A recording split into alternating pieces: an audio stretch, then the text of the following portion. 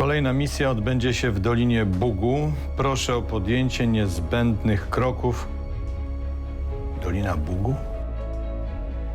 To cudowna kraina mojego dzieciństwa.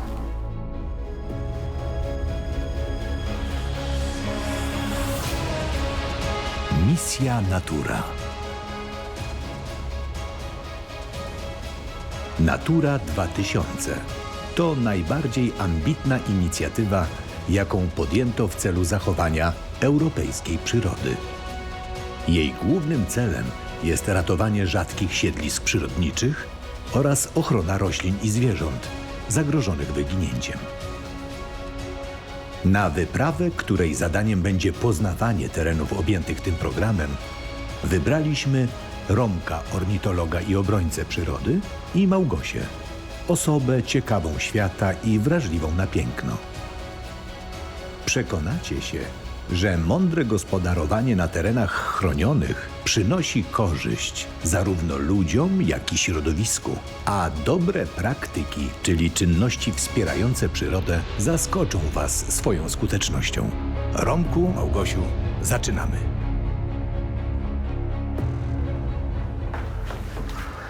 Rzuciłem wszystko. Nie mogłem się doczekać tej misji. Ale nie mogłem spać w nocy. Zacząłem sobie przypominać wszystkie swoje miejsca z mojego dzieciństwa. Bóg to jeden z najważniejszych korytarzy ekologicznych w Europie.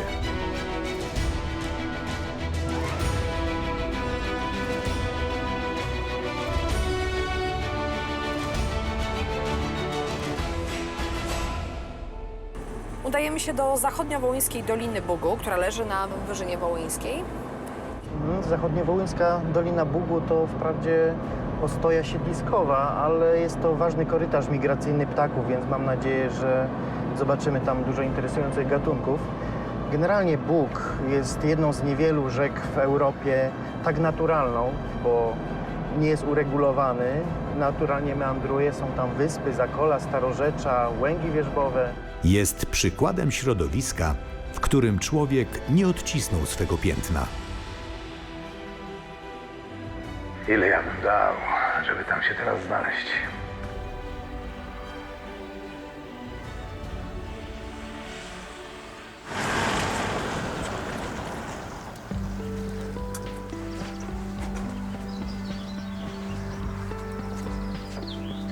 Ale pięknie tutaj Bóg rozlewa, tak naturalnie. To ptaki bardzo lubią. Pewno coś fajnego zobaczymy. Ja też mam mieszkanie wysoko, na 4. piętrze. I też mam widoki na rzekę. Samochodów 3-pasmowe. O, już widzę nawet. Gdzie? Tam w tym sitowiu jest cała kolonia rybic. Zobacz, nastawiłem.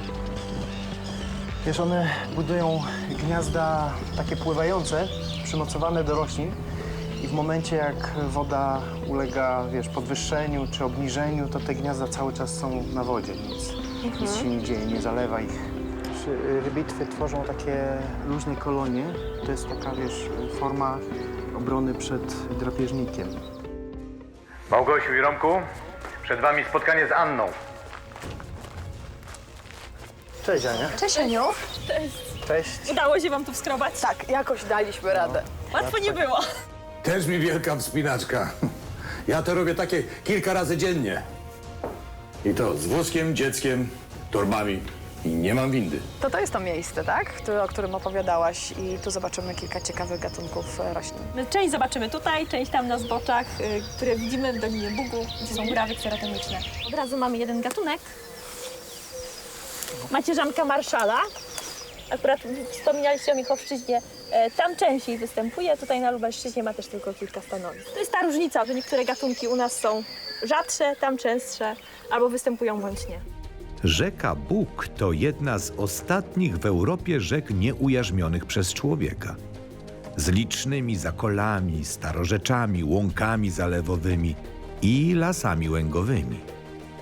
To ważny szlak migracyjny i siedlisko ptactwa wodno-błotnego oraz związanych z wodą ssaków. Wiosenne wylewy i zmiany koryta rzeki utrudniają dostęp do jej brzegów i wzmacniają jej dziki charakter. Piękne krajobrazy i liczne atrakcje przyciągają turystów, miłośników przyrody, wędkarzy. To rzeka, która rządzi się naturalnymi prawami. Co tam ciekawego wyszukałaś dla nas? Z daleka to wygląda, jakby były same trawy, ale jak się człowiek z bliska poprzygląda, to jest tego trochę więcej. Żmiowiec czerwony. Echium russicum. Roślina naturowa. W Polsce rośnie raptem na 3 stanowiskach. Z tym, że te, które tutaj mamy, to są dosadzane. Bo widać, one rosną w kępie. Tak naturalnie nie rosną. One są specjalnie prowadzony cały program reintrodukcji żmijowca na jego naturalne stanowisko, czyli tu, gdzie kiedyś występował. A skąd te osobniki zostały wzięte? W latach 60., 50. dokładnie stąd, z tego miejsca i dokładnie w to samo miejsce zostały posadzone. Były wzięte do ogrodu botanicznego, tam cały czas uprawiane. No a gdy tutaj wyginął, to z powrotem jak gdyby jest wsadzany w swoje naturalne siedlisko. Skąd pochodził. Ale niestety nie widzimy nigdzie w koło, żeby on się sam rozsiewał. W dalszym ciągu są zbierane nasiona w ogrodzie botanicznym z osobników, które tam rosną, wysiewane, no i w jesieni są z powrotem wsadzane tutaj. Ależ tu nie wolno nikomu wchodzić, kochanie. Tu trwa misja. Ja ci zaraz pokażę misję. To jest twoja misja. Ale, kochanie, Dzień dobry. my tutaj ratujemy ginące gatunki. Ginące, powiadasz? Zdecydowanie, kochanie. Zawiąż mu but. A jest rośliną niejadalną, czy na przykład inne zwierzęta mogą spokojnie sobie... Zjadają, bo tam tu zające zjadły raz. Dosadziliśmy 10 sztuk zające zjadły, więc na pewno nie są Smaczne. trujące. Żmijowiec jako roślina niebywale rzadka wpisana jest do Polskiej Czerwonej Księgi Roślin z kategorią CR, to znaczy skrajnie zagrożony. Planowane jest wpisanie go do programu in vitro, co pozwala na jego rozmnażanie. Jakie in vitro? Ja ci dam in vitro. Znikasz na całe dnie, nie macie w domu. Ja też mam swoje sprawy. Ale kochanie, ale błagam cię, my tutaj ratujemy całe gatunki, no ratujemy roślinki, kochanie, no ale przecież no... Mamy coś najważniejszego. Oprócz żmijowca to jest strzodrzeniec zmienny, Hamecitisus albus. Ma tylko jedno stanowisko w Polsce, właśnie tutaj na zboczach w Człumowie. Mokre chusteczki, puder. Wszystko jest. A pokarm? Pokarm też jest. Jest wszystko. On sobie dobrze radzi, w sensie, że nie jest jakiś specjalnie zagrożony. No jak tak będzie postępowała tutaj eutrofizacja tych muraw, to może być zagrożony. W tej chwili jeszcze sobie radzi, no ale jak już tak trawy, zobaczymy, że trawy go zaczynają przerastać, wyższe są od niego, więc może z czasem ustępować. Eutrofizacja, czyli proces nadmiernego użyźniania, powstaje wraz z przedostawaniem się do gleby nadmiernych ilości fosforu zawartego w nawozach sztucznych. Jednak to, co pozytywnie wpływa na nasze uprawy rolnicze, ma fatalny wpływ na torfowiska i murawy kserotermiczne. W efekcie ubożeje flora tego obszaru i cenne gatunki zaczynają znikać.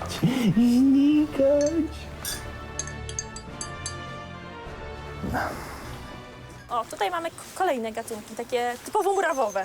Po polsku łyszczec rozesłany, po łacinie Glypsophila paniculata.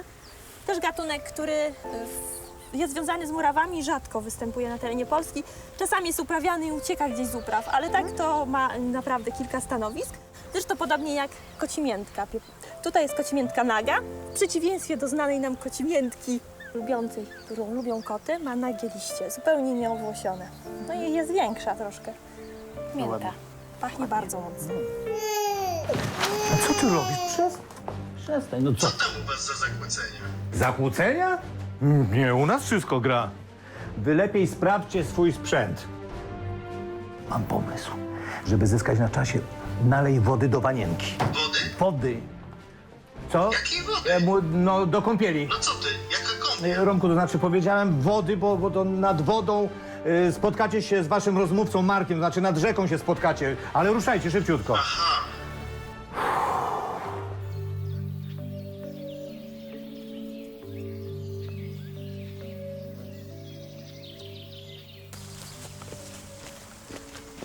Cześć, Mareczku.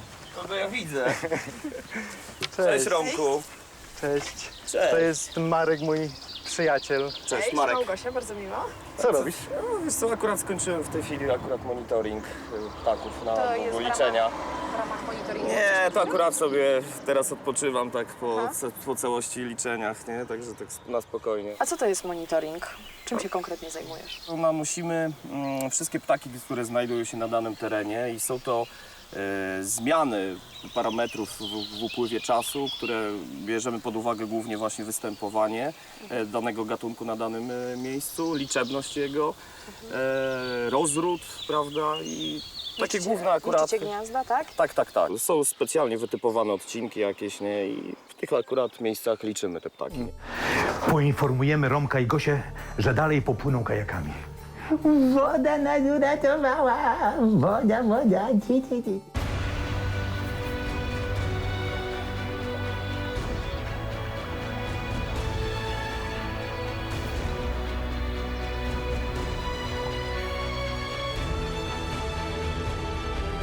Ale wiry tutaj są niesamowite. Czyli Dolina Środkowego Bugu, tak się nazywa. Ty nie wiesz, co się z tym stało? Pokarm matki. Mam nadzieję, że tego nie posłodziłeś. Ile gatunków zagrożonych tutaj żyje? 22 gatunki, z czego 9 jest w Polskiej Czerwonej Księdze. A co według ciebie jest najcenniejsze na tym? Skarpy tutaj, bo Bóg, jak wiecie, jest jedyną rzeką praktycznie w Polsce całkowicie nieuregulowaną i w tych stromych brzegach brzegi są o tyle cenne, ponieważ lęgi odbywają w nich jaskółki, brzegówki, zimorodki, żołny, gdzie niekiedy się trafiają i naprawdę potężne kolonie po 200-300 norek w takim brzegu, a są nawet jeszcze chyba większe. Oprócz oczywiście samych ptaków, no to mamy prawda tak samo dużo bardzo bobra, nie? Ze względu na to, że mamy niesamowite łęgi, które tutaj występują. A łęgi występują wierzbowe, wierzbowo-topolowe, olchowe. Jesionowe chyba. Jesionowe. I one są mocno podmywane. Tak. To widać w jakimś są stanie. No i oczywiście takie miejsca stwarzają niesamowite akurat warunki do życia różnego rodzaju gatunków dzięciołów. Ja słyszałem, że tutaj wyjątkowo dużo brzegówek jest. Bardzo dużo. Mówię, na całą, Dolinę Środkowego Bugu prawie około 40 000. Wypływamy na szerokie wody Bugu, rzeki, która jest rzeką naturalną, nieskażoną przez człowieka, pełną flory i fauny, dziką i nieokiełznaną. Twój tatuś z twoim dziadkiem chodzili tam na ryby. My też pójdziemy, jak dorośniesz.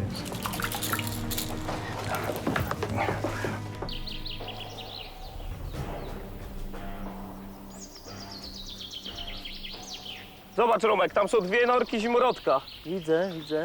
Zajęte, a tutaj zaczynamy kolonię brzegówek. Także zobacz, ile tutaj jest, na takim krótkim odcinku, nie?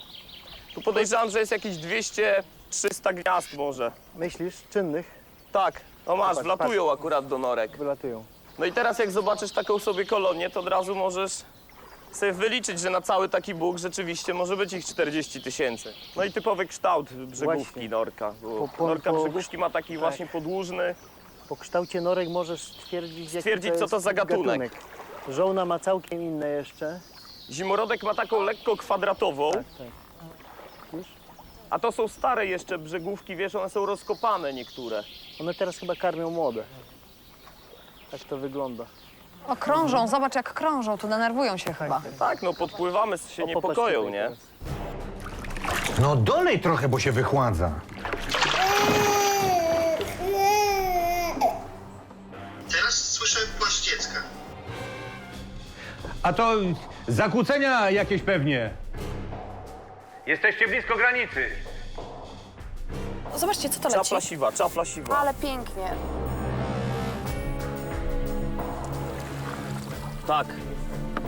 No na tych łąkach właśnie głównie mamy rycyka, derkacza, krwawodzioba, no i oczywiście czajka. Romek, wpłynęliśmy do Starorzecza. Występuje tu mnóstwo fajnych zbiorowisk roślinnych. A co za tym idzie, od razu mnóstwo zwierząt też ciekawych. Ale tu jest właśnie dużo takich naturalnych starorzeczy, bo tu nie było melioracji. To No jest tak, właśnie tak. No i na plus. takich starorzeczach bardzo często właśnie mamy lęgowe rybitwy. Rybitwy czarne, rybitwy białoskrzydłe. Te starorzecze są takie trochę czynne, widzę, bo tutaj woda płynie. No tak, wiesz, one z drugiej strony pełnią też ważną rolę, bo woda ma gdzie naturalnie się wylewać. No właśnie, jak jest bo tu, duży poziom. tu w tej części Bugu to nie ma powodzi tak naprawdę. No nie ma. Są owszem podtopienia, ale bo są naturalne miejsca, gdzie on wylewa, nie? Owszem, zaleje łąki, pola, ale... Ale wielu ludzi wiedzą o tym, że to się Wiedzą o tym, stanie i tak. nikt tam się nie buduje, nikt nie robi z tego problemu. Nie. Rzeka, której nie pozwalamy się rozlewać zgodnie z naturalnymi procesami, stanowi poważne zagrożenie. Tracimy bowiem rozległe obszary wodno-błotne, które tworzą funkcję naturalnego filtra zanieczyszczeń, takich jak choćby wspomniany wcześniej fosfor. W konsekwencji gleby ulegają degradacji, zatruwamy morze, zwiększamy ryzyko powodziowe. Na zachodzie Europy wydaje się teraz miliony euro na przywracanie rzek do stanu pierwotnego. No właśnie na moment chyba zajrzeliśmy na stronę Ukraińską. Więc lepiej się więc chyba będziemy się stąd wycofywać. Ale czym się przejmujecie? Nie odpływajcie. Czymże są granice wobec bezmiaru przyrody, jej niezmierzonej wyobraźni w kształtowaniu nowych bytów? Jaskółka, dymówka. O, mamusia nie zapomniała, bo tatusia zdała. Zostawiła mleczko syneczkowi z cycusia. Co tam masz? A nie, nic takiego. Pomoc naukowa, taki powiedzmy wszechświat w pigułce. Nic nie rozumiem. Martwię się o was. Oj, niepotrzebnie. Panujemy nad sytuacją. Suseł. Idźcie pooglądać susły. Suseł. Dziwne. Susły? Dobrze. Rezerwat przyrody Suśle Wzgórza. Tu czeka na nas Krzysztof. O, stoja susełka. A jak wygląda susełek? To taki mały gryzoń, podobny do wiewiórki, no ale nie ma ogona, nie ma małżowin usznych. Bardzo zagrożony, jest w załączniku dyrektywy siedliskowej, jest w Czerwonej Księdze. No właściwie stanowisk można na jednej ręce policzyć chyba. Szukamy? Szukamy.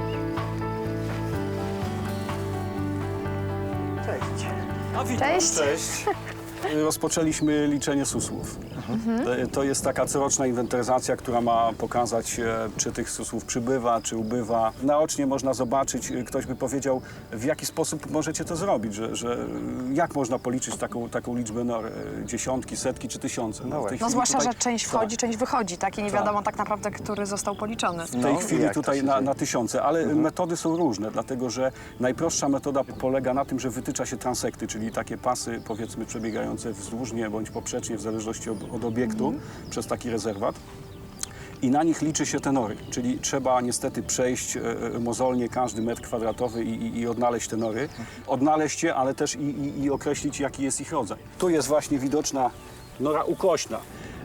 Proces w ogóle budowy takiej suślej nory jest dość skomplikowany, dlatego że suseł wkopuje się pod kątem około 45 stopni, wyrzucając ziemię na zewnątrz. I tu mamy tworząc, resztki tej ziemi, tu resztki która tej była ziemi, tworząc wyrzucona taki język gleby wysunięty, ale tylko w jednym kierunku. Po tym między innymi można poznać, że to jest nora susła, a nie krecia. A tu mamy też odchody. Tak, i tu mamy też z tej odchody, ziemi, nie? także tu jest na 100% ta nora jest zamieszkała i suseł tutaj przebywa. On też nie próżnuje. A teraz zbudujemy sobie gniazdko. O! O, ciu, ciu, ciu, ciu, ciu, ciu, ciu, ciu. A, ciu, ciu, ciu. Po pewnym czasie, jeżeli wykopie tą norę ukośną, suseł musi wykopać sobie komorę tą gniazdową swoją, w której będzie przebywał. Od tej komory zaczyna kopać pionową studzienkę w kierunku powierzchni. To jest dość trudne, dlatego że suseł musi coś robić z tą ziemią. Suseł niestety mozolnie ją przepycha do nory ukośnej, pod ziemią, tymi korytarzami i zatyka tą norę ukośną. Dlatego, że nora ukośna byłaby bardziej, można powiedzieć, niebezpieczna dla niego, że drapieżnik mógłby się ładnie wkopywać. Natomiast później jedynym wejściem, wyjściem do tej komory gniazdowej jest tylko ta pionowa studzienka. Suseł perełkowany to perła polskiej przyrody i unikat na skalę europejską niestety należy do gatunków zanikających, umieszczony w Czerwonej Księdze. Tak jest, w Polsce spotykany jedynie między wieprzem a bugiem. Objęty jest ochroną gatunkową. Tu mamy drugą ukośną, czyli to już jest oznaka, że to miejsce jest bardziej zasiedlone przez młode osobniki, czyli te, które rozpoczynają zasiedlanie, powiedzmy, danej powierzchni.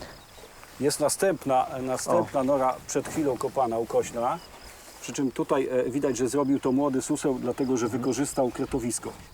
Często korzystają z kretowisk, ponieważ jest... Idą na łatwiznę, po prostu już jest przekopane, tak? Miękka gleba i ten początek jest dużo łatwiejszy. A my też na łatwiznę nie idziemy, co chłopaki? Na samym początku ta kolonia liczyła 12 osobników, a teraz jest ich 2000.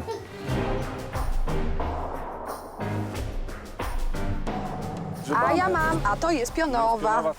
Nie ma na... Oczywiście, piękna, pionowa nora. Zobaczcie, jak wygląda nora po rozchyleniu roślinności. Widać te korzonki, jaka jest równa, dosłownie jak studzienka. Głosy susła. Tak, myślałam.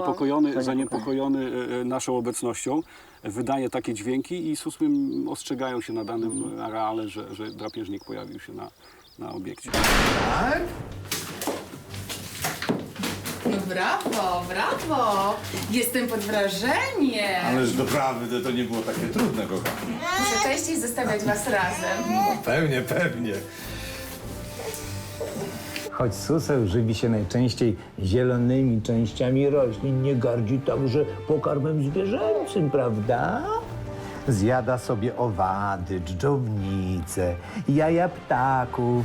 Szczególnie po wyjściu z hibernacji, po przebudzeniu, kiedy jest osłabiony i potrzebuje nabrać masy ciała. Zjada chrabąszcze majowe, iguniaki, czerwczyki. Kochani, nasza misja dobiegła końca. A poza tym dla mnie była to prawdziwa podróż do dzieciństwa.